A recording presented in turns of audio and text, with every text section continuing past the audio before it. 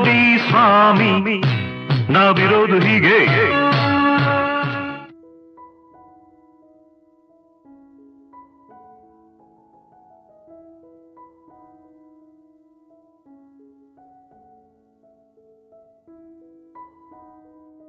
Hi, ಎಲ್ಲರಿಗೂ ನಮಸ್ಕಾರ. ಎಲ್ಲರೂ ಹೇಗಿದ್ದೀರಾ? ಎಲ್ಲರೂ ಚೆನ್ನಾಗಿದ್ದೀರಾ ಅಂತ ಭಾವಿಸ್ತೀನಿ.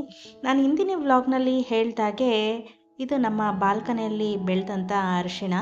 ಇದರಿಂದ ಸಾಕಷ್ಟು ರೆಸಿಪಿಗಳು ಮಾಡ್ಬೋದು. ಅದರಲ್ಲಿ ಕೆಲವೊಂದು ರೆಸಿಪಿಗಳನ್ನ ನಾನು ಇವತ್ತು ತೋರಿಸ್ತಾ ಇದ್ದೀನಿ. ಹೆಲ್ದಿಯ ರೆಸಿಪಿಯನ್ನು ತೋರಿಸ್ತಾ ಇದ್ದೀನಿ. ಈ ರೆಸಿಪಿಯಲ್ಲಿ ಅಧಿಕವಾದ ಆ್ಯಂಟಿ ಆಕ್ಸಿಡೆಂಟ್ ಹಾಗೆ ಅಧಿಕವಾದ ಆ್ಯಂಟಿ ಇನ್ಫ್ಲಮೇಟರಿ ಗುಣವನ್ನು ಹೊಂದಿದೆ. ಇದೇ ಥರ ಆರೋಗ್ಯಕರವಾದ ರೆಸಿಪಿಗಳಿಗೆ ಚಾನಲನ್ನು ಸಬ್ಸ್ಕ್ರೈಬ್ ಮಾಡ್ಕೊಳ್ಳಿ, ಆಲ್ ನೋಟಿಫಿಕೇಷನ್ ಬಟನನ್ನು ಆನ್ ಮಾಡ್ಕೊಳ್ಳಿ. ಅರಿಶಿಣದ ಕೊಂಬಿನ ಮೇಲಿನ ಸಿಪ್ಪೆ ಎಲ್ಲ ತೆಗೆದುಕೊಂಡ ನಂತರ ನಾನು ಸಣ್ಣದಾಗಿ ತುರ್ಕೊಳ್ತಾ ಇದ್ದೀನಿ. ವರ್ಕಿಂಗ್ ವುಮೆನ್ಸ್ಗಳು ಈ ಥರ ತುರಿದಿಟ್ಕೊಂಡ್ರೆ ಇಮಿಡಿಯೇಟಾಗಿ ಅವರು ಮಾಡ್ಕೋಬೋದು. ಒಂದ್ಸರಿ ತುರಿದ್ಬಿಟ್ಟು ಫ್ರಿಡ್ಜಲ್ಲಿ ಸ್ಟೋರ್ ಮಾಡಿಕೊಂಡ್ರೆ ಸುಮಾರು 1 ವಾರಕ್ಕಿಂತ ಹೆಚ್ಚಾಗಿ ಉಪಯೋಗಿಸ್ಕೋಬೋದು. ಹಾಳಾಗೋದಿಲ್ಲ ಫ್ರಿಡ್ಜ್ನಲ್ಲಿ ಇಡೋದ್ರಿಂದ. ನೋಡಿ, ಸಣ್ಣದಾಗಿ ಎಲ್ಲ ತುರ್ಕೊಂಡಿದ್ದೀನಿ. ನೋಡೋದಕ್ಕೆ ಕ್ಯಾರೆಟ್ ತುರಿಯೋ ಥರ ಕಾಣುತ್ತೆ ಅಲ್ವಾ? ಗ್ಯಾಸನ್ನು ಆನ್ ಮಾಡಿಕೊಂಡು ಒಂದು ಪಾತ್ರೆಯನ್ನು ಇಟ್ಕೊಂಡಿದ್ದೀನಿ. ನಂತರ 1 ಗ್ಲಾಸ್ ನೀರನ್ನು ಹಾಕ್ಕೊಳ್ತಾ ಇದ್ದೀನಿ. ಲೋ ಫ್ಲೇಮ್ನಲ್ಲೇ ಇಟ್ಕೊಳ್ಳೋಣ ಮೊದಲಿಗೆ. ನಂತರ 1 ಚಮಚದಷ್ಟು ನಾವು ತುರಿದಿಟ್ಕೊಂಡಂಥ ಹಸಿ ಅರಿಶಿಣವನ್ನು ಹಾಕ್ಕೊಳ್ತಾ ಇದ್ದೀನಿ. ನಂತರ ಒಂದು ಅರ್ಧ ಚಮಚದಷ್ಟು ಶುಂಠಿಯನ್ನು ತುರಿದು ಹಾಕ್ಕೊಳ್ತಾ ಇದ್ದೀನಿ. ತುಂಬ ಟೇಸ್ಟಿಯಾಗಿರುತ್ತೆ ಈ ಟೀ. ಸ್ವಲ್ಪ ಚೆನ್ನಾಗಿ ಕುದಿಬೇಕು ಇದು. ನೋಡಿ, ಚೆನ್ನಾಗಿ ಕುದೀತಾ ಇದೆ.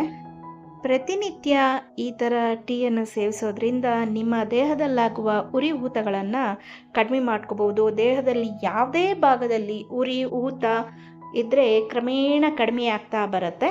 ಈಗ ನೋಡಿ, ಚೆನ್ನಾಗಿ ಕುದ್ದಿದೆ. ಇದನ್ನು ಒಂದು ಕಪ್ಪಿಗೆ ಸೋಸ್ಕೊಳ್ಳೋಣ.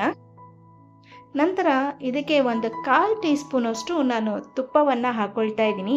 ತುಪ್ಪವನ್ನು ಏನಕ್ಕೆ ಹಾಕ್ಕೊಳ್ತಾ ಇದ್ದೀನಿ ಅಂದರೆ, ಅರಿಶಿಣದಲ್ಲಿ ಅಧಿಕವಾದ ಕರ್ಕ್ಯುಮಿನ್ ಅನ್ನೋ ಒಂದು ಇಂಗ್ರೀಡಿಯೆಂಟ್ ಇದೆ.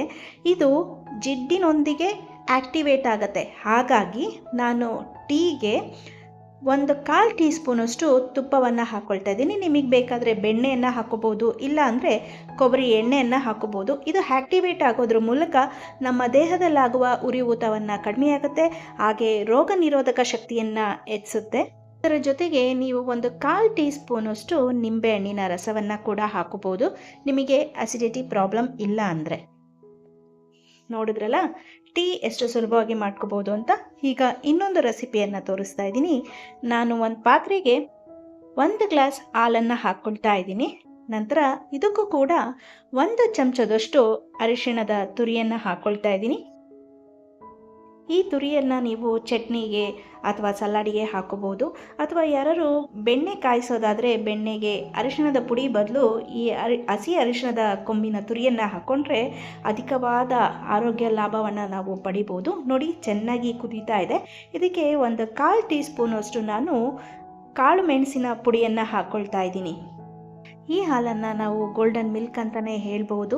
ಇದರಲ್ಲಿ ಅಧಿಕವಾದ ರೋಗ ನಿರೋಧಕ ಶಕ್ತಿ ಇರೋದರಿಂದ ಶೀತ, ಕೆಮ್ಮು, ಕೀಲು ನೋವು ಹಾಗೆ ರಕ್ತದಲ್ಲಿನ ಸಕ್ಕರೆ ಅಂಶ, ಕೊಲೆಸ್ಟ್ರಾಲ್ ಅಂಶ ಕ್ರಮೇಣವಾಗಿ ಕಡಿಮೆ ಮಾಡುತ್ತಾ ಬರುತ್ತೆ. ಬೆಳಗ್ಗೆ ಖಾಲಿ ಹೊಟ್ಟೆಯಲ್ಲಿ ಕುಡಿದ್ರೆ ಅಧಿಕವಾದ ಲಾಭವನ್ನು ನಾವು ಪಡಿಬೋದು. ಈ ಹಾಲಿಗೆ ನಾನು 1 ಚಮಚದಷ್ಟು ಬೆಲ್ಲದ ಪುಡಿಯನ್ನು ಹಾಕ್ಕೊಳ್ತಾ ಇದ್ದೀನಿ.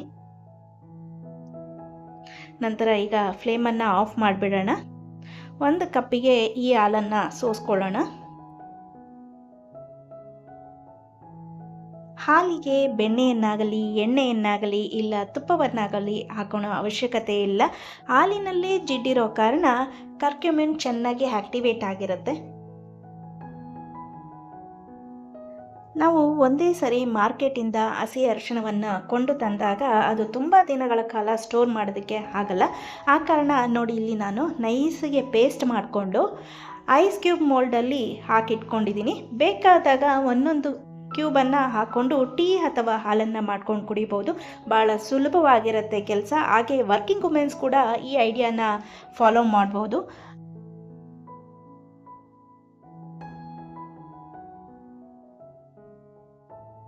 ಈ ಅರಿಶಿನವನ್ನು ಮುಖಕ್ಕೆ ಕೂಡ ಹಚ್ಕೋಬೋದು, ಒಳ್ಳೆಯ ರಿಸಲ್ಟ್ ಕೊಡುತ್ತೆ. ಹಾಗೆ ಇನ್ನೊಂದು ಫ್ರೆಂಡ್ಸ್ ಏನಂದರೆ, ಯಾರೇ ಏನೇ ಸೋಷಿಯಲ್ ಮೀಡಿಯಾ ಇನ್ಫ್ಲೂಯೆನ್ಸರ್ ತೋರಿಸಿದ್ರೂ ಕೆಲವರಿಗೆ ಅಲರ್ಜಿ ಆಗುತ್ತೆ. ಆ ಕಾರಣ ಮೊದಲು ನಿಮಗೆ ಆಗತ್ತಾ ಇಲ್ವಾ ಅಂತ ಅಂದು ನೀವು ಟೆಸ್ಟ್ ಮಾಡಿಕೊಂಡು ನಂತರ ಉಪಯೋಗಿಸೋಕ್ಕೆ ಶುರು ಮಾಡಿ. ಏನೇ ಆಗಿರ್ಬೋದು, ಇವತ್ತು ನಾನು ತೋರಿಸೋ ರೆಸಿಪಿಗಳು ಕೂಡ ಅಷ್ಟೇ, ಕೆಲವೊಬ್ಬರಿಗೆ ಹಾಗೆ ಬರುತ್ತೆ, ಕೆಲವೊಬ್ಬರಿಗೆ ಕೆಲವು ಪದಾರ್ಥದಿಂದ ಅಲರ್ಜಿ ಆಗುತ್ತೆ. ಹಾಗಾಗಿ ಬ್ಲೈಂಡಾಗಿ ಯಾವುದನ್ನು ಡೈರೆಕ್ಟಾಗಿ ಉಪಯೋಗಿಸೋಕ್ಕೆ ಹೋಗಬೇಡಿ. ಈ ರೆಸಿಪಿಗಳನ್ನ ನಾನೊಂದು 3 ವರ್ಷದಿಂದ ಉಪಯೋಗಿಸ್ತಾ ಇದ್ದೀನಿ. ಕೆಲವೊಂದು ಸಮಯದಲ್ಲಿ ಅರಿಶಿನ ಸಿಗದಿದ್ರೂ ನಾನು ಅರಿಶಿನದ ಕೊಂಬನ್ನು ತಂದೆ ಆದರೂ ಪುಡಿ ಮಾಡಿ ಇಟ್ಕೊಂಡು ಉಪಯೋಗಿಸ್ತಾ ಇದ್ದೀನಿ. ನನಗೆ ಒಳ್ಳೆಯ ರಿಸಲ್ಟ್ ಸಿಕ್ಕಿದೆ. ಇದೇ ಫಸ್ಟ್ ಟೈಮ್ ನೀವು ಮಾಡ್ಕೊಳೋದಾದರೆ ರೆಸಿಪಿನ, ಆವಾಗಲೇ ಗೊತ್ತಾಗುತ್ತೆ. ಅಲರ್ಜಿ ಇದ್ದರೆ ನಿಮಗೆ ತಕ್ಷಣ ಗೊತ್ತಾಗ್ಬಿಡತ್ತೆ. ಇಲ್ಲ ಅಂತ ಅಂದರೆ ಇದರ ರಿಸಲ್ಟಿಗೋಸ್ಕರ ನೀವು ಪ್ರತಿನಿತ್ಯ ಉಪಯೋಗಿಸಿದ್ರೆ ಮಾತ್ರ ಗೊತ್ತಾಗೋದು. ಯಾವುದೇ ಒಂದಾಗಲಿ, ಒಂದು ಸರಿ ನಾನು ಮಾಡ್ಕೊಂಡು ಕುಡಿದ್ಬಿಟ್ಟೆ ನನಗೆ ನೋವುಗಳು ಕಡಿಮೆ ಆಗಿಲ್ಲ ಅಂತ ಅನ್ನೋದಕ್ಕಾಗಲ್ಲ. ದಿನನಿತ್ಯ ಉಪಯೋಗಿಸ್ತಾ ಇದ್ದರೆ ಮಾತ್ರ ಇದರ ರಿಸಲ್ಟ್ ನಮಗೆ ಬರೋದು. ನೋಡಿ, ಒಂದು ಐಸ್ ಕ್ಯೂಬಿಂದು ತೋರಿಸ್ದೆ, ಆದರೆ ಐಸ್ ಕ್ಯೂಬ್ ಯಾವಾಗಲೂ ಇಟ್ಕೊಳೋಕ್ಕೆ ಸಾಧ್ಯ ಆಗೋಲ್ಲ. ಆ ಕಾರಣ ಸಣ್ಣದಾಗಿ ಹೆಚ್ಕೊಂಡು ನಾನು ಇಲ್ಲಿ ಒಣಗಿಸ್ಕೊಂಡು ಪುಡಿಯನ್ನು ಮಾಡಿ ಸ್ಟೋರ್ ಮಾಡಿ ಇಟ್ಕೊಂಡಿದ್ದೀನಿ. ಅರಿಶಿಣದ ಸೀಸನ್ ಟೈಮ್ನಲ್ಲಿ ಅರಿಶಿಣವನ್ನು ತಂದು ಈ ಥರ ಕಟ್ ಮಾಡಿ ಒಣಗಿಸ್ಕೊಂಡು ಇಟ್ಕೊಂಡ್ರೆ ಮನೆಯಲ್ಲಿಯೇ ಶುದ್ಧವಾದ ಅರಿಶಿಣದ ಪುಡಿಯನ್ನು ನಾವು ರೆಡಿ ಮಾಡ್ಕೋಬೋದು. ಚೆನ್ನಾಗಿ ಒಣಗಿಸಿ ಪುಡಿ ಮಾಡಿಕೊಂಡ್ರೆ ಎಷ್ಟು ದಿನ ಆದರೂ ಈ ಅರಿಶಿಣದ ಪುಡಿ ಹಾಳಾಗಲ್ಲ. ಅಡುಗೆಗೂ ಕೂಡ ನಾವು ಬಳಸ್ಕೋಬೋದು. ಅರಿಶಿಣ ಒಂದು ಆ್ಯಂಟಿಬಯೋಟಿಕ್ಕು. ಇದು ಇಮ್ಯುನಿಟಿ ಸಿಸ್ಟಮ್ನ ಬೂಸ್ಟ್ ಮಾಡುತ್ತೆ. ಹಾಗೆ ಚಿಕ್ಕ ಮಕ್ಕಳಿಂದ ಹಿಡಿದು ದೊಡ್ಡವರಿಗೂ ಕೂಡ ಈ ರೆಸಿಪಿ ತುಂಬ ಉಪಯೋಗ ಆಗುತ್ತೆ. ನೋಡಿದ್ರಲ್ಲ ಎಷ್ಟು ಸುಲಭವಾಗಿ ಆರೋಗ್ಯಕರವಾದ ರೆಸಿಪಿಯನ್ನು ಮಾಡ್ಕೋಬಹುದು ಅಂತ.